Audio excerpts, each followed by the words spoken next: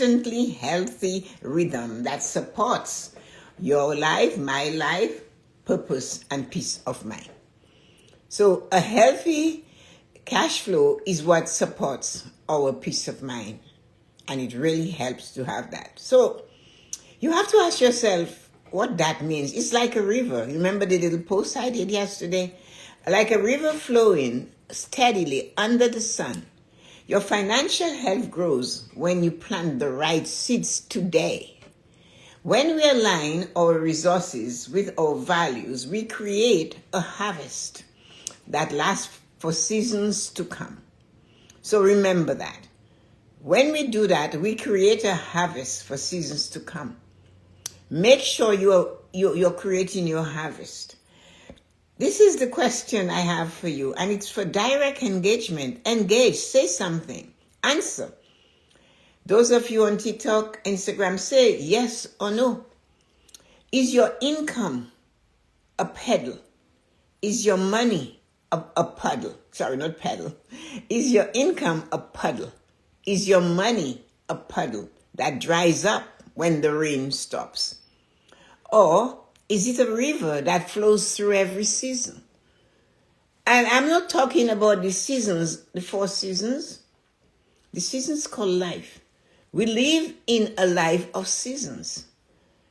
We are in the developing stage.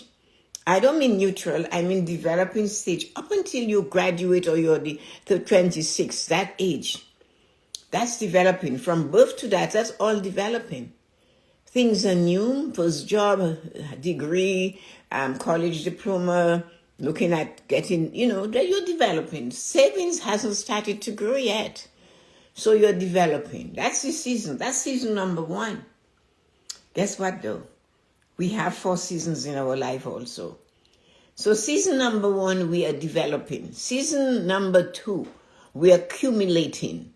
We are growing. We are demanding. We are taking chances. We are going places. We're applying one for another better job. We are aggressive. We're full of taking chances, doing things. And we got to get into season number 3, where we start to really and truly realize our worth. We're doing better. We're demanding more. We're sustaining it. We're showing we have a better car. We have a better home. We're going on more vacation. And then we come to the final season. The season of retaining for legacy purposes sometimes, or just retaining so you can leave Wisconsin and go to Florida. You can leave PA and go to Florida. You can leave Toronto and go to Dominica. You can leave and travel in that late season. But in order to do that, you have to plant the seeds now. You have to plant the seeds every day. Especially you in your 20s, 30s, 40s. You still have a chance, 50s, Gen Zs, then everybody, and generation that and all of that. Everybody has a name. I am a baby boomer. So yes, to achieve true abundance, we must balance every area of our lives. We have to. And I get so many young people in their 40s that are telling me all you need is money. And I need you to ask that question if you can find their soul and ask them that question. Did they need more? Ask that of Robin Williams. Ask that of an Anthony Bourdain. Ask that of Michael Jackson. Ask that of Whitney Houston. Ask that of all these others. There's so many of them. Is all they needed was money? Was it enough? In that case, what happened? Emotional wasn't working in some cases. Finding peace and security in our financial journey. So when we concentrate only on the financial part, it's 20%. And if you only do 20% of your best and nothing else, you're going to fail. So now we look at all of these, Amy Winehouse, and I can keep naming them and naming them. Beautiful, talented human beings, actors, actresses. Look at the young man that killed his parents. He had all the money in the world. It wasn't enough because emotional was lacking. Mental was somewhere else. Developing the mindset and knowledge to manage wealth wisely. So you need all the pillars to be fine. Don't joke about your mental health. Don't joke about your emotional being and think all I need is money. No. Chris Rock answered it the best. He said, money allows you to have experiences you wouldn't normally have. Having the health and energy to pursue our goals, that is important. Physical prosperity. We need to be healthy. You can have all the money in the world and you cannot walk from your bedroom to the bathroom without aid. You have to somebody to do it. But you work so hard to accumulate all that wealth and you cannot sit back and enjoy. You can't sit for a long time on an airplane to go somewhere. You're not able to move, to walk. It's not only about money. Aligning yourself spiritually. Aligning our prosperity with our higher purpose. Our higher purpose is to realize, yes, you are good enough. You have all it takes, and so does everybody else. And that for that reason, we need to see beauty in everyone. There is something unique, beautiful, amazing, and spectacular in every human being. Let me tell you, it's not a being, but what I saw this morning. When I woke up at 4:15, I could see the sun, not the sun, the moon was right there in the window looking. I pulled open the blinds and I stood there staring at the wind, and then my eyes went down to the snow all over the yard and neighbors, and the branches from the tree are just all shadowing, no leaves, the trunks, and it's such a beautiful sight to see. Nature at its best. Right there and then, there is beauty in looking at that beautiful morning, that this moon is shining, and all you see are the shadows of the trees and their branches, minus leaves on the snow. It's beautiful. And, you see it, but we do stop and look at it and admire it. That is spiritual prosperity, to see beauty in all of Christ, God's creation. So building the sustainable cash flow that fuels our dreams need us to truly understand the dream of being emotionally stable, mentally acute, physically able, spiritually aligned, and financially, we need the flow. And if you guys believe that all you need is money, you are backing up the wrong tree. Go and find the bones of Aristotle Onassis. He was one time the richest man in the world. And his 24-year-old son, Alexander, died in a plane crash. And he stood and he said he would give everything he had if he could bring his son back. And all the money in the world couldn't make it happen. So financial cash flow needs your ability to sustain it properly.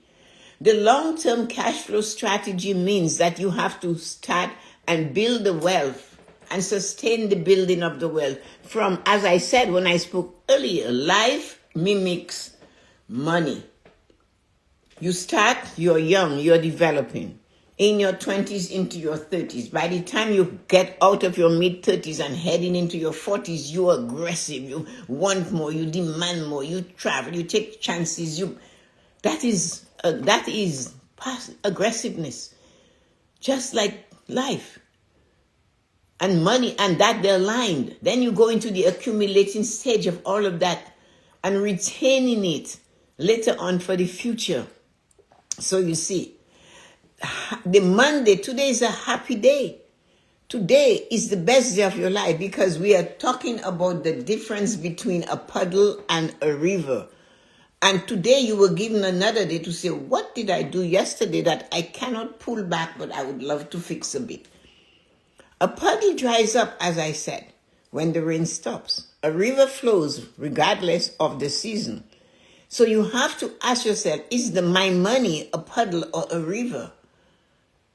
But you have to have the emotional stability, the mental acuteness, the physical ability to function, the spiritual alignment to help money. Long-term cash flow is the financial one of the 5 pillars. We all know that. But as I just said, It requires all the other pillars to be functioning and firing on all 5 cylinders for it to make a difference in our lives. We are scripting a path as we speak to a retirement where you don't just have money, but you have money that moves. So Tessa-Marie, how does money move? Your money moves when you decide, I am not spending all of this winter in this country, or I'm not spending all of my summers in this warm country. I need to travel somewhere else and see the world. I need to come for the FIFA Cup happening in North America. So to do that, you have to have physical, mental, emotional, spiritual, and money to go. See? You cannot have one without the other. They are a team, your team, my team, our team. If I did this, how can I pick up this mug? How? Look at my hands, guy. Even at the bottom, all 5 fingers are helping. That's the pillars. If I grasp it here, if I don't let my thumb do its part, I can't hold it, can I? And that's what I'm showing. Look at my thumb has to come around to grasp it, or I have to hold it like this. So you see, we need all our 5 pillars to function, to help us to succeed. So we have to define how we want our retirement to do. It's not a finish line. It's a transition for working for money to money working for you. But then when you get to that end, don't stifle it. You're going to dry up and get sick because you're choking it. Remember Scrooge? Use it for yourself. Use that cash flow. You have done your job. You have run that 60 minutes of distant run. You have raised families. You have taken chances. You have gone to work and your clothes needed a pin to keep it up. You have gone to work with shoes that you really was hurting, but that's the only one you had because Johnny needed tennis shoes. This one needed a pen. That one needed something. You made the decisions to take those challenges, make it easier for the kids that you bore, and made it a little bit more challenging for you. And today you have the ability to spend that money on yourself. And you're walking around, and when you pass another human being, they hold their nose because you just keep wearing the same dirty clothes over and over. But you have the cash flow. Do not stifle your money. You will live to regret it. Those of you that are older. And yes, to all my followers, my gens and my generations and my exes and all of you who's in your 20s, 30s, 40s, whatever, put a little aside. We talked about that last week. Put a little aside. We talk about the $1.75. Put a little bit more aside. You know, multi-year sustainability. That's something we have to remember. Real assets, you know, the 3 income streams that we have. If you want, you can go to your bank, your institution, and say, I need to grow my money. Dividend growth, investing in companies that pay you just for owning part of their shares. They pay a dividend, a company that every quarter it gives you 75 cents on the shares that you already have, regardless of the price of the share. So your share you bought at $10 is today sitting at $130. That's growth. But every quarter they give you 85, 75, 95 cents. If you have 100 shares, besides the growth it grows, now you're getting another $10 over here for 10 shares, so $100. That is ours. Don't keep your money in a GIC or a savings account and think you're going to get there. No, you're not going to get there. As real asset, properties or businesses that generate monthly rent or profit. Save money to buy your own place or invest in something that will give you a return and that you have to take care of. Compounding interest, the snowball, it is a snowball effect. It is a snowball effect where your earnings starts earning their own earnings. Tessa-Marie, I don't know. I don't get it. I don't understand this compounding. Let me tell you about it. Yes, you do. Guess what? Every time you do not pay the full balance on your credit card, the bank is making more money on you. They charge you interest, and that interest gets added to your balance, and they charge you interest on the balance. The same way, flip it. You have money in the bank, you're saving it, the bank gives you $5 interest. You had $100, you got $5, now you have $105. Next month, they give you interest, not on 100, but 105. So your interest is now earning money. Don't only be the person that the bank's money, giving the bank compound interest is what you do. Ask questions. Ask me. Ask your banker. Do not ask the person that you know is afraid of taking a chance. You don't have to invest all of your money in banks, in the stock market. But put your foot in the water. Test the water. See how it's working for you. And see what happens. You see, you can get rich if you invest, if you take a chance. You can start at the age of 18. Go to the bank and ask questions. A GIC is a sure thing. A sure thing doesn't really be the good thing, right? A term deposit is a good thing. Your money is safe because you're afraid to lose it. But what about you sit there and you bought a stock for $10? $10 in 1989. And the stock has split and gone to 200, cutting to, gone to days drop. Of course, when you look at the market and you see the ebb and the flows. But if you, over time, you're making money. So stop saving in a little bank account and holding it to your chest and looking at wait until I'm thinking that's enough. That's not enough. There is more. But learn how to get the flow so when you become my age, you have the money to buy a gift for your children, your grandchildren, your friend, your neighbor, yourself. And when you do have that ability to do it, do not just, you know what they say? Charity begins at home, but it mustn't end there. You don't have to give it all to your immediate family. What about you? Sometimes people forget themselves. You cannot do that. So the seed of harvest is important to plant it. No seed, no harvest. Don't eat your seeds. Yeah, don't eat all of your money. Don't spend it on buying clothes and shoes. They have no value. Once you bring them home, they have no value. So leave a little bit in the bank to have a harvest in retirement. You must consistently reinvest a portion of your cash flow back into your soil, which is your retirement account, your portfolio. You cannot not take a chance. Learn, ask questions. Learn how to deal some of it. If somebody promised you and you ask, can I get some advice? Hold them to it. Show up and say, I need you to teach me how to do this.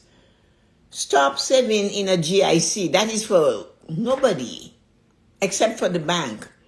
Nobody gets use of the money except the bank gives you two cents on 100,000, and they charge somebody 9 cents on 100,000 for a mortgage. Yeah, so they win and you are not winning.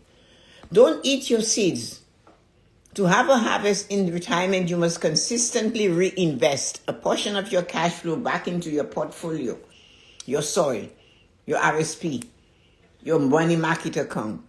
Automate your investments so the river starts flowing before you even see the paycheck. We need to learn to have the bank work for us, the financial institution work for us for free, because they will. And don't let anybody with a negative attitude tell you, oh, they take from you. You can make them give you too. When you tell them automatically take money from my paycheck account and put it into the savings account, whether it is what I started with my $1.75, and you get them, they're working for you. They are working for you. And that is what you have to do. But if you say, I can do it, Tessa-Marie, I go every Friday and put the money in. No, you won't. And everybody knows that, including you. And the government knows that. That's why they tell your employer to take the taxes from you and send it to them. And if they don't, they will charge them and put them in jail and close their business. It's simple. The phone company doesn't trust you to pay them. They take it off your credit card account. For all these years, I have been paying my bills. Guess what? Oh, you can have a direct debit. That means they want their hand in there without your control.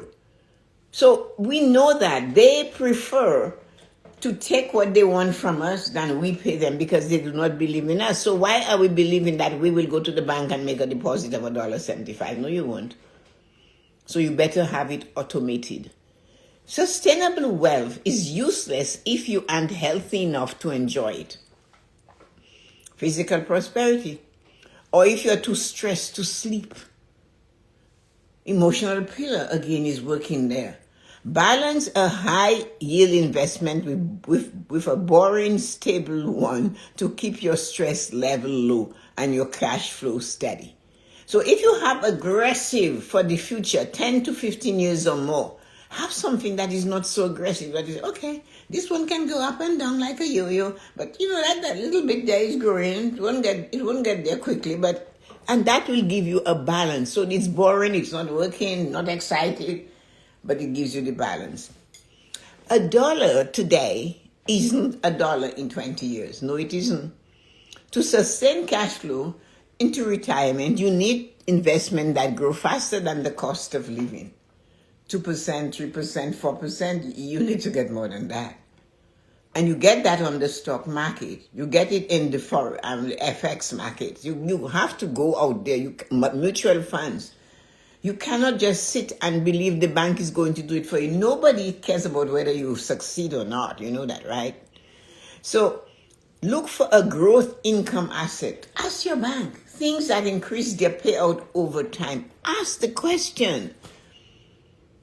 And listen, take the notes, ask them to give you a recap, and take the recap with you and study it and phone someone else and ask a question. The future for you is waiting for you, but you have to come into it with what it is you need to succeed. Imagine, where you don't just have money, but you have money that moves for you. Imagine that. So you shift from working for a paycheck to creating a legacy of cash flow. It's not just having a paycheck. That's not good enough. You have to have that cash flow, that sustainability to know that you can choose to eat what you desire and not sardines, unless you really like sardines like me. Which of the 5 pillars, write that down in your mind, in your notebook, in the comments. Which of the 5 pillars do you find hardest to balance when thinking about your future? Which one? Which of your 5 pillars do you find hardest to balance when you're thinking about your future? Write it there. Let me see your comments. If you dare write it. Is it fear of the market crashing? Is it fear of things going down and not going up? Rivers go fast and then rivers come back. They go to the ocean, but they keep moving.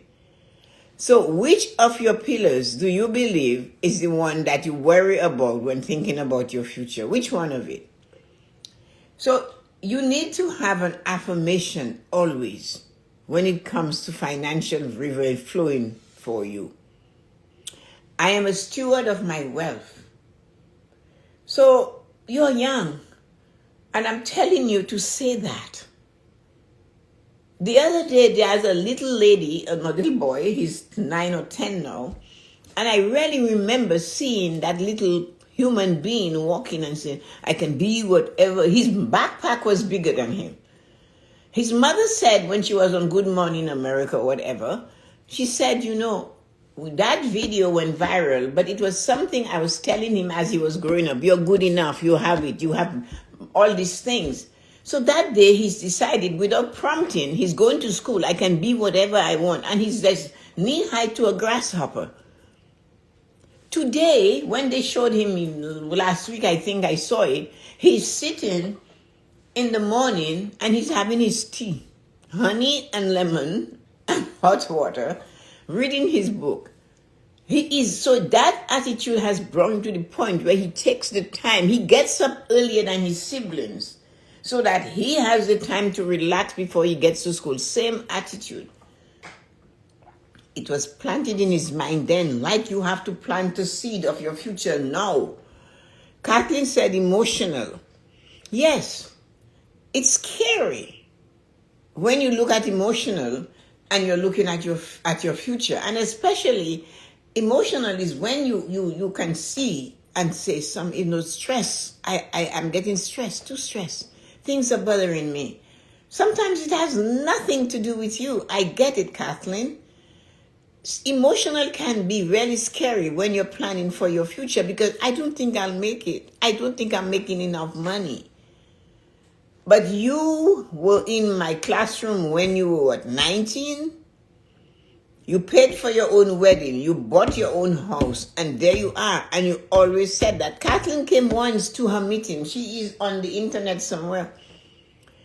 And her husband said to me, well, he wanted a big screen TV, which was costing millions in those days. And I said to him, you get another job. You can't buy a house and have the TV. You can't sleep in the TV. You don't have a house yet. And he said, well, what about her? She bought a bra for $27. I'll never forget that. So, me, story time, I put it on WordPress. I forgot. I think that's where it is. So she has been, this is the Kathleen that I said, that goes on 4 vacations a year. Why? Because she followed a plan and it wasn't hard. This is the Kathleen that would have, after everything was paid, gas in the car, she would tell me I have $25. I can go to Michael's and buy whatever I want. Food in the fridge. Everything is there and money saved and gas is in the car and I have $25 left. Oh, that damn bra. I got rid of that husband and that bra. I know. But you learn, lesson learned. Look at where you are today. So you have to remember that. So I am a steward of my wealth. My cash flow is like a river that blesses my future and my family. Even when you're single, start that. Make it part of you. So remember, prosperity is a holistic journey. It requires a combination of pillars to come together. If you're emotionally unstable, mentally unfit, you're going to make choices with money that will not sustain that holistic future that you're looking for.